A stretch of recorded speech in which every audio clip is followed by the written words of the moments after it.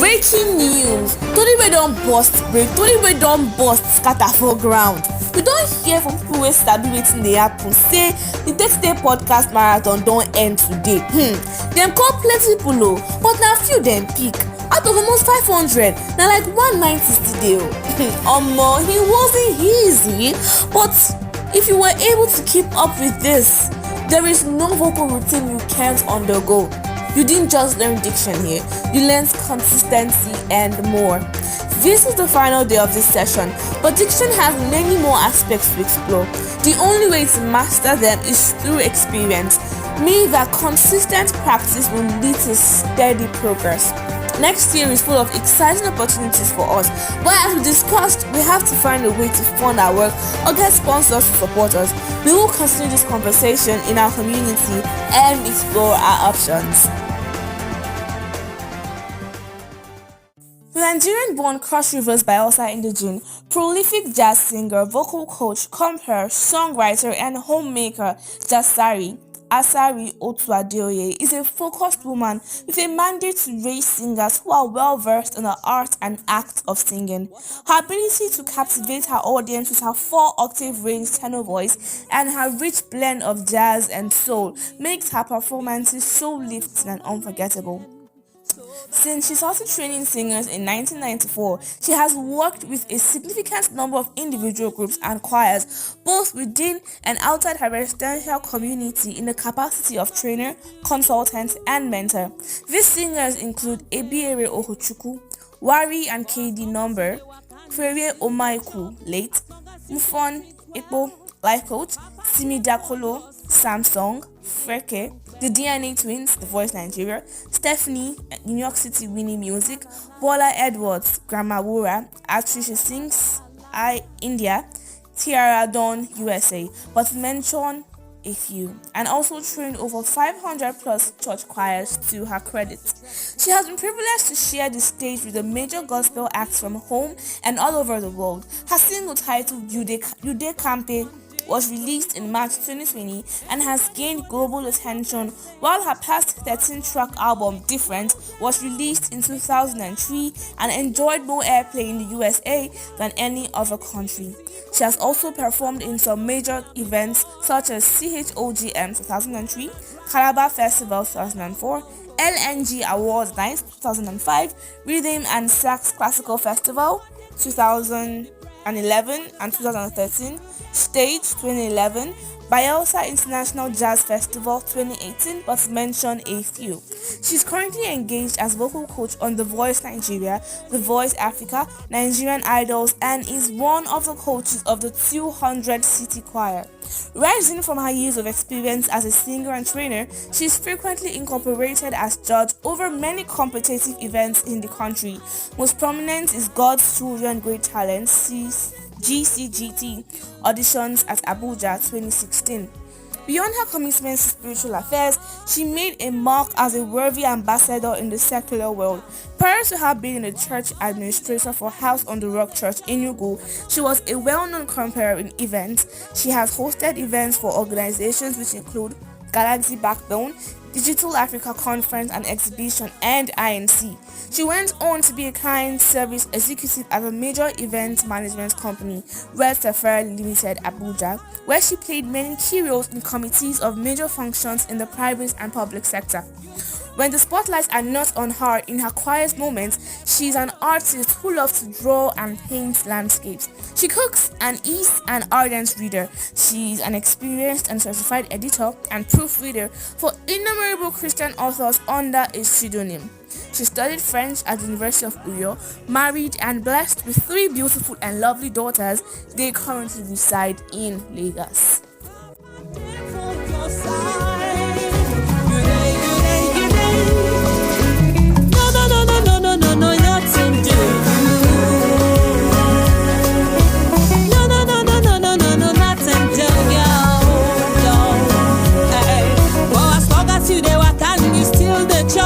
As long as you did think well, hey, why let it from your side?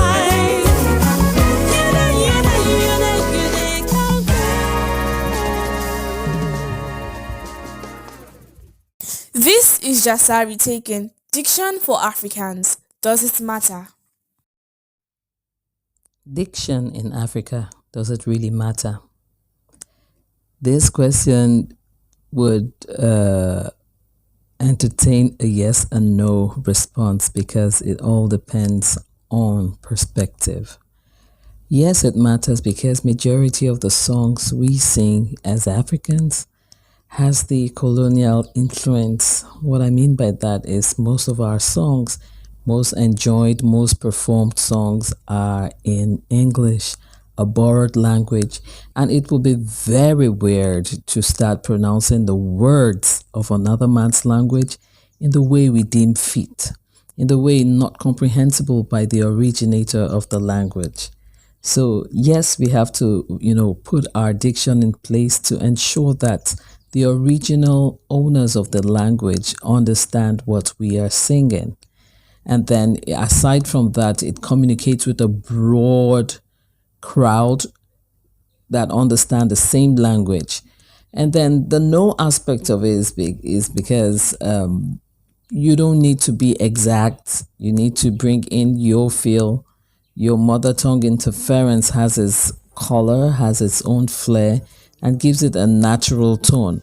But the downside to that is that the original speakers and owners of the language may not understand you, and your accent is localized, meaning that it's just folks from your area or around your area that can understand, your accents, your mother tongue inflections and all that. Somebody outside your vicinity may not, or rather may never get what you're saying. A pure example, if I say, you are the junction of my life, junction of my life, which is, an accent from the Akwa Ibom Cross River area.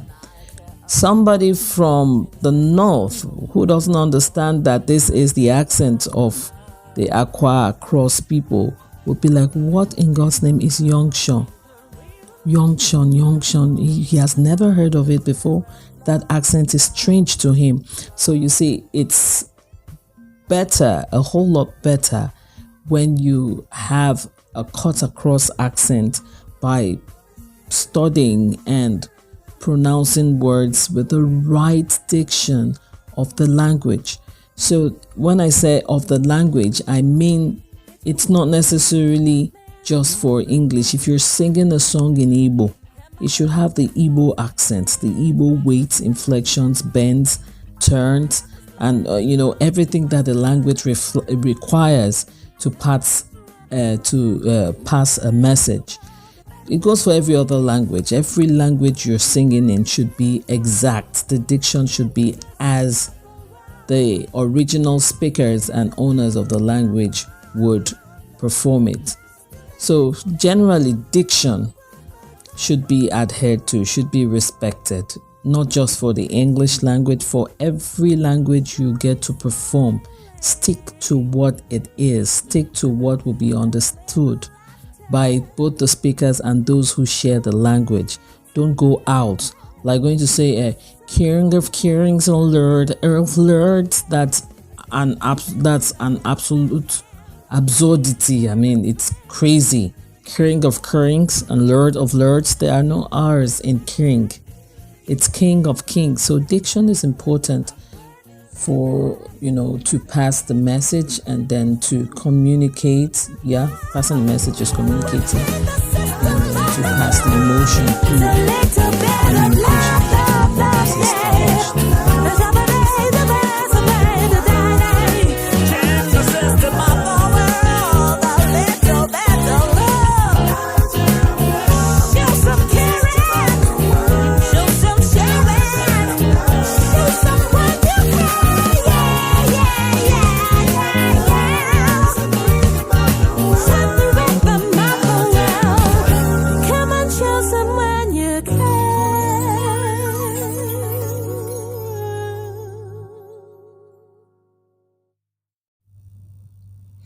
Now, don't get me wrong, precision is laudable. Precision is a show of excellence, yes.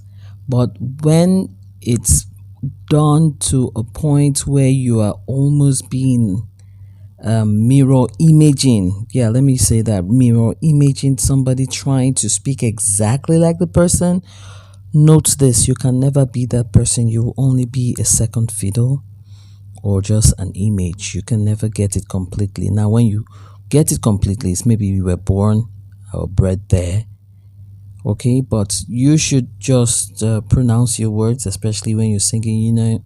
The enunciation and diction and articulation should just be precise enough to be understood, to be well embraced.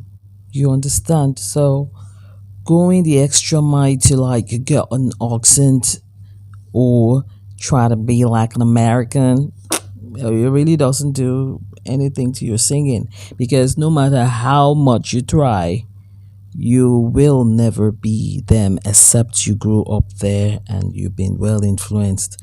The most you can do is imitate, and they are so smart, they get to hear it when you just I work a whole lot with them. On a scale of 100, I think I have more like 95% foreign students, so they know when you're trying your best, but they appreciate it more when you come with your own thing. Like, I just speak me, okay? I just sing me as well. Yeah, I don't throw myself out there like, oh, I want to sound exactly like you. No. Precision is important, yes. Crispy consonants and well-rounded vowels, it's universal. Yes, you should toe that path, but being imitative, being I don't know how else to put it, but just not being you to be accepted is the part I would not go for at all. And then another aspect of diction, I want to talk about diction, not just for the to concerning the English language. Diction really helps in managing your breath. If you know how long and how rounded your vowel is, you know how to lower your palate or raise your palate. All these nano beats, these little beats, tend to make up a bigger space of rest for you and ease in your performance. So pronouncing a word is not just for the communication on the remotely. Immediately, yes, you're communicating, but when you take some few steps into the intricacies of singing, you find out that you save yourself a lot. Where I want to sing large poor pronunciation, I'll just go Lord, Lord. The all sustained gives me stability, the frequency, the vibration, the low larynx, the soft hanging palate keeps me in a very safe place per time. But if I go lower, the extended R is absolutely unnecessary, since I'm not warming up or working out on my tongue thrill, and that means I'm performing and pulling that R there. That might be erroneous and eventually dangerous to your vocal health. So diction in singing, now I've taken it out of a particular language. It's actually a lifesaver. Diction in singing in our African context also gives you a place, creates a platform for you to be accepted. Yeah. If you are pronouncing each words, your diction is crispy per language, you are going to be well embraced. There's a guy, what's his name? I think it was D-Banj, who sang something in Igbo. Igwe, Igwe, Igwe, Igwe. It was well embraced because he got the words well, and the indigents of that particular part of the country that owned the word Igwe embraced him. Same thing for Timi Dakolo, that sang something in Igbo as well. Igbo people went crazy because he did justice to the words. His diction was right. Every Igbo trader could understand, and every Igbo grandma understands what he is saying. So diction in Africa should be something we should gun for so that we are well embraced and well accepted. Now, when we talk about embrace, it's not just, oh, we like the song, but you become part of the song because the story tells your story due to how well the words were being presented. Diction in Africa also should be a way of unifying us all. When a word is well pronounced, and as in with the IPA that cuts across every language, you find out that we can come together and do a song and not feel bothered by different accents coming through. Yeah. And then when we do that, we come with our flair. I'm talking from the part of Africa here now. We come with our own African feel. You find out that it's well embraced. I remember when these kids from Uganda or somewhere sang this "Oh Lord, be magnified. Let all you seek him rejoice and be glad in him," or something like that. I think so. The pronunciation was so good and so unified, but wasn't sounding anything American or sounding anything British. It was just English that was, well understood. And anybody that was African united with that song because it had a cut across pronunciation, and that makes it easy for us all. I belong to a choir. We have various tribes therein, but when we pronounce our words, it comes as one. You can't even separate who is from any tribe. You can't separate any tribe from any because we come unified in our diction. And if all singers could just put that in place, the French, the German, the Indian, the Pakistan, the Russian, we come together and pronounce words just the way they should be pronounced. The sound becomes unified. Same here in Africa, from Tanzania, Uganda, the Zulu, the Swahili, the Yorubas, the Afiks, the Arabians. Everybody comes together and sings with a particular pronunciation, diction that cuts across, stemmed from the IPA that is being used for phonetic direction, both in speech and singing. You find out that our sound becomes more unified. So, diction in singing, especially, is it necessary in Africa? Yes, I think we'd all have said, I would say big yes, it's necessary.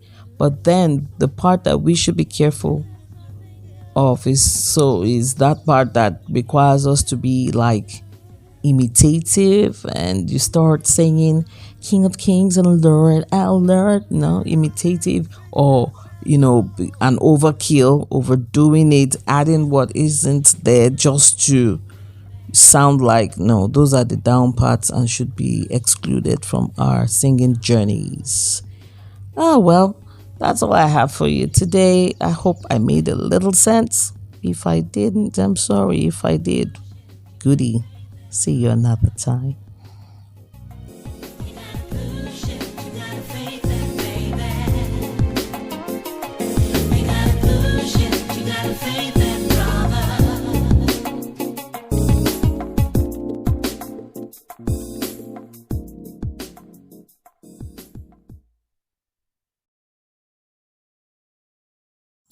I promised I was not going to scream today, but I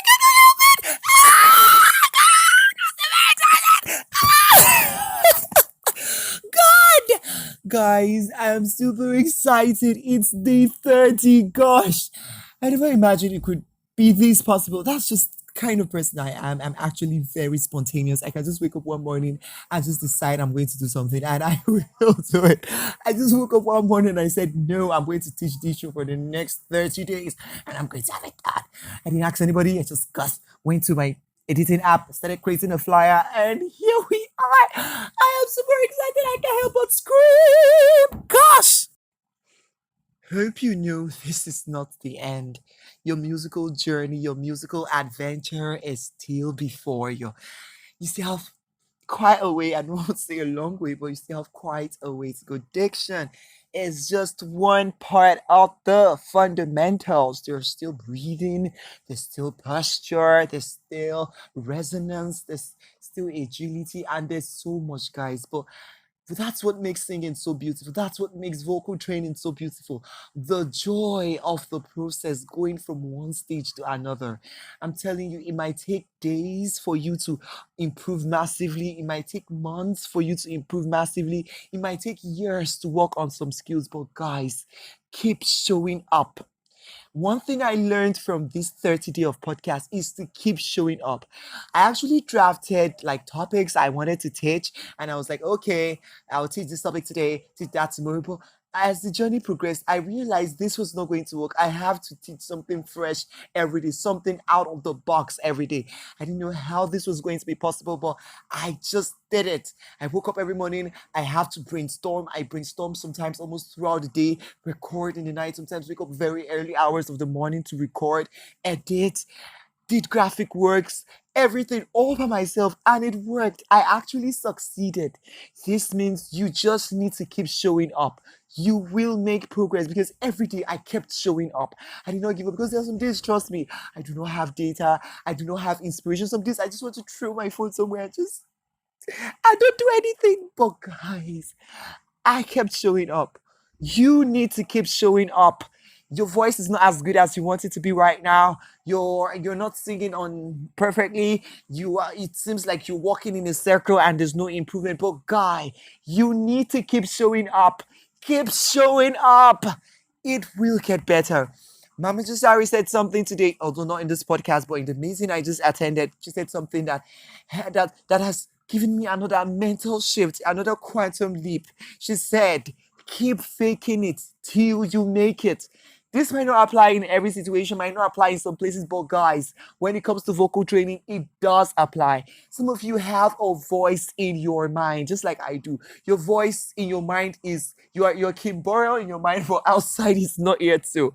Guys, you need to keep showing up, keep faking it until you actually make it. Keep singing, keep trying until you actually become that very voice, until you become you get in sync with that very voice in your mind. Oh, come on, I'm preaching now. Okay. So some of you have questions that is this going to end now or there's going to be a continuation. Of course, there'll be other marathon podcasts to teach specific things, but for this podcast is over, I can't wait to have my night sleep back. I'm just kidding. So yes, our podcast still continues. It's not just going to be a marathon anymore. It's still going to be every day. It might be thrice a week. It might be twice a week. It might be once a week, depending on how inspired I am. But for this marathon podcast, God, guys, this podcast had the best of me, but I'm glad we made it. And I'm so grateful for you being there, listening to me. You do not know how much it means to me when I see that you post our links it means a lot to me. And guys, I'm not joking. I'm not even playing right now. You guys are doing the most. You are the best. Thank you for believing. Thank you for learning. Thank you for believing, most importantly, in yourself.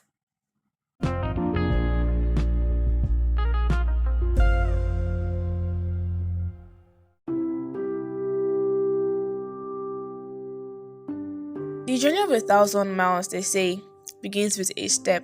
And that's how we started, from the first day to the 5th, to the 10th, to the 18th, to the 25th, and today, the 30th day.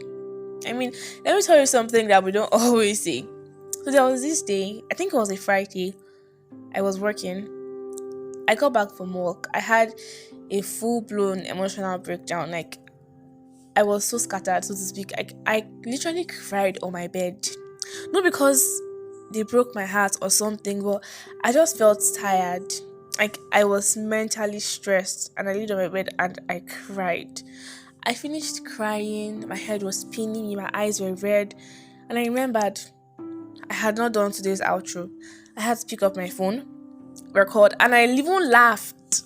I was laughing when I was literally crying. I just finished crying a few seconds ago, and here I was. I had to laugh.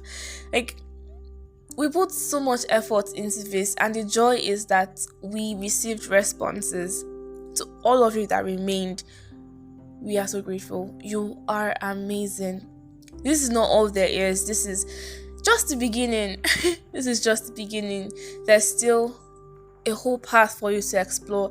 There's still a lot for you to see and learn, and I'm I can't find words to explain how happy, how excited for how far we've come.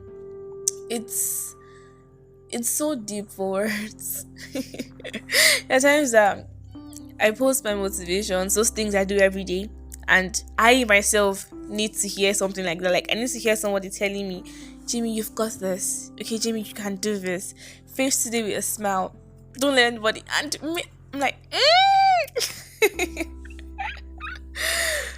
like, I mean, this is not goodbye, because we're definitely going to see again. We're definitely going to see again. You're definitely going to be seeing more of the Making Musical Quantum News podcast. We're going to be doing a lot.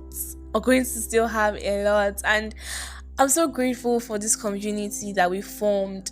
I'm so grateful for this family that we formed. We're not just an online platform, an online school. We are an online family, so to say.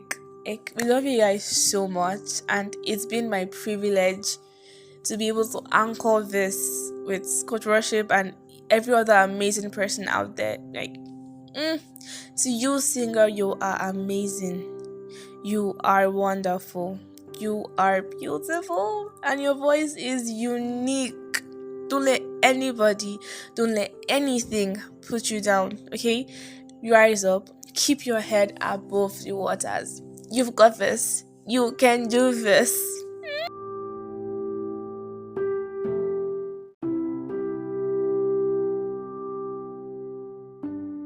And a very special shout out goes to Momma Jazzsari. Thank you so much, ma'am, for taking time out of your busy schedule to, pour out from your precious little jar of wisdom. Like, we're so grateful. Thank you for being our support. Thank you for always being there when Coach comes to you to, ask for snippets of advice from you. Like, we're so grateful. Thank you so, so much, ma'am. We look forward to having more of you here on our podcast. Thank you so much, and we really do appreciate you. We don't underestimate your love and your support. Thank you very much, Mama.